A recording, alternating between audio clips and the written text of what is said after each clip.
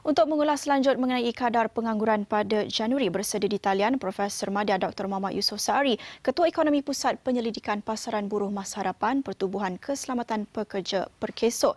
Terima kasih Prof bersama saya. Bagaimana kita nak fahami kadar pengangguran yang meningkat pada Januari ini dan mungkin kaitannya juga dengan inisiatif kerajaan yang telah dijalankan sebelum itu?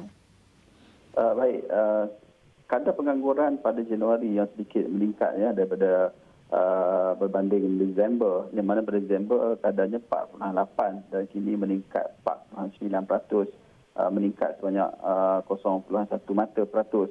Ini satu keadaan yang kita dah menjangkakan lebih awal kerana kita tahu bahawa PKP 2.0 dilaksanakan pada pertengahan Januari yang lepas, memberi impak kepada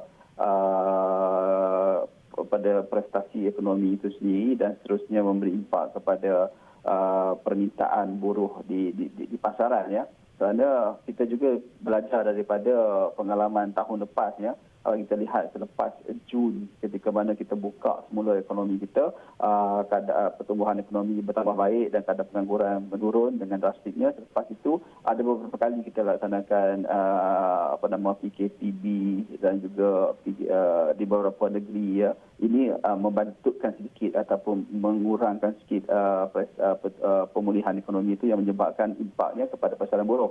Jadi ia sangat memberi pada pandangan saya sangat memberi satu jawapan yang jelas yang mana semuanya adalah berkaitan dengan kawalan pergerakan disebabkan oleh pandemik COVID-19. Jadi sekiranya faktor utama adalah PKP, dengan PKP tidak dilanjutkan di beberapa negeri sekarang dengan juga program vaksinasi telah pun dilancarkan, apa unjuran Prof sendiri untuk kedudukan ekonomi dengan kadar pengangguran selepas ini? Untuk Februari kita menjangkakan keadaan tidak banyak berubah kerana dalam Januari kita masih lagi berada dalam PKP 2.0. Tapi kesan ataupun pertumbuhan positif ekonomi itu akan dapat dilihat pada bulan Mac bulan Mac yang mana kita akan dapat lihat prestasinya pada bulan April atau Mei nantilah selepas data-data dikeluarkan Jabatan Perangkaan. Tapi keseluruhannya saya optimis kita akan capai satu keadaan yang lebih baik. Dari segi pengangguran akan menurun, kadar pertumbuhan ekonomi itu akan lebih baik pada Mac 2021. Ini dengan memikirkan juga pakej mini permai yang diumumkan oleh Perdana Menteri pada bulan Februari yang lepas. Jadi itu yang kita boleh nampak buat masa ini dan buat masa ini apabila PKP 2.0 telah aktiviti ekonomi telah dibuka semula, banyak perubahan positif yang kita dapat lihat di pasaran buruh dan juga di pasaran barangan dan perkhidmatan di luar sana.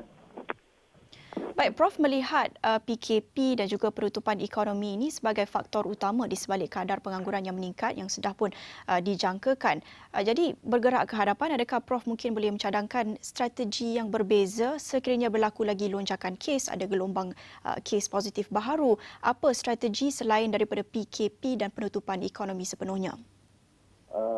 Dari segi kalau kita melihat dari perspektif ekonomi itu sendiri tidak, sebenarnya saya konsisten dalam pandangan saya. Sebenarnya tidak ada istilah penutupan sektor ekonomi itu dalam pandemik ini kerana apabila kita tutup sektor ekonomi itu maksudnya kesan yang kos ekonomi yang kita perlu hadapi adalah sangat besar dan kita dah lihat pun apa yang telah berlaku pada Mac 2020 dan juga beberapa siri kawalan pergerakan yang kita laksanakan pada tahun lepas. Ia sangat memberi impak pada ekonomi.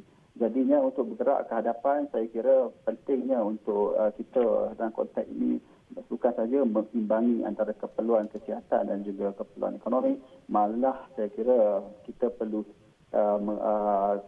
perlu bersedia dengan vaksinasi yang dirancang oleh kerajaan. Saya kira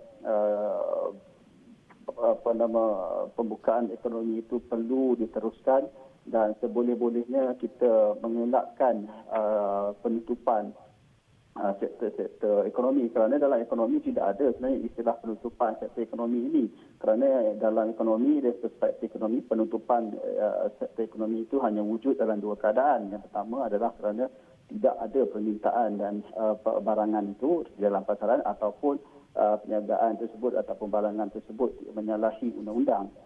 Dua faktor ini tidak terpakai dalam kes pandemik COVID-19. Jika kita tutup beberapa sektor, dia juga akan memberi impak kepada sektor ekonomi yang kita buka kerana kita perlu mengambil kira kesaling bergantungan dan rantaian bekalan dalam ekonomi itu sendiri. Apa yang penting kat sini adalah memastikan setiap sektor itu bergerak dibuka dan juga untuk memastikan aktiviti ekonomi itu berjalan dengan SOP yang dipatuhi.